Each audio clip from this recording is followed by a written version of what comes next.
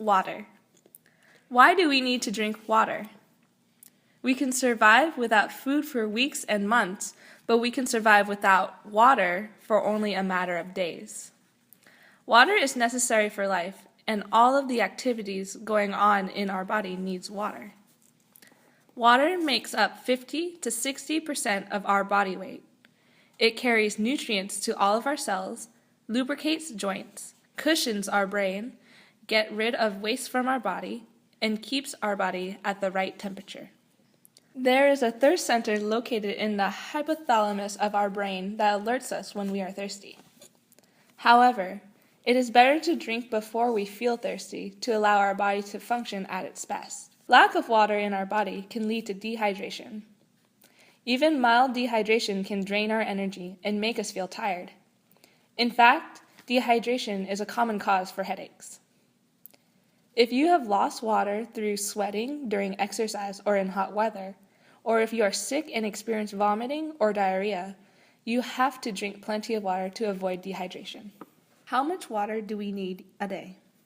The recommendation is to take an equivalent of about 8 glasses of 8 fluid ounces a day. This is the 8x8 rule, which is easier to remember. However, foods we eat also contain water, especially fruits and vegetables. About 20% of the fluid we take in comes from foods. During summer, when we sweat more or when we do physical exercises, we lose more water. Thus, we need to drink more.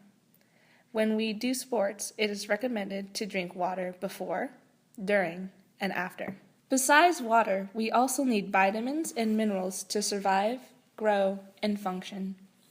There are 30 vitamins and minerals, but they do not provide energy, and therefore they need to be supplied from our diet. One exception is vitamin D, which is made by our cells when we are exposed to the sun. So, why do we need vitamins and minerals? Different vitamins and minerals have different functions. For example, vitamin A is necessary for normal vision, immune function, and reproduction. Good sources of vitamin A are sweet potatoes, carrots, and spinach. Vitamin B helps to free the energy in the food we eat and can be found in whole grain, bread, cereals, and milk.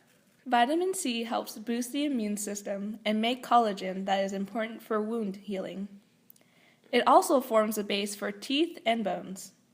Food rich in vitamin C are oranges, kiwis, strawberries, and red and green bell peppers. Vitamin D promotes the absorption of calcium, which is needed for bone development. Vitamin D is the only vitamin that humans can make from the sunlight, but many people usually do not get enough sun exposure, especially during the winter.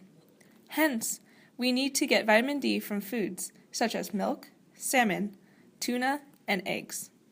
As with vitamins, minerals are essential for our health, though they do not supply any energy.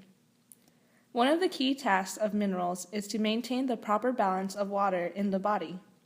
Sodium, chloride, and potassium take the lead in doing so. 3 other major minerals, calcium, phosphorus, and magnesium, are important for healthy bones. What are the most important minerals for individuals your age? Calcium is especially important for young people because it is needed to build strong bones. If you do not get enough calcium now, you may develop weaker bones and have problems later in life. It can be supplied from dairy products such as milk, cheese, yogurt, and cereal. Another very important mineral is iron. Iron binds oxygen, which is used to make energy.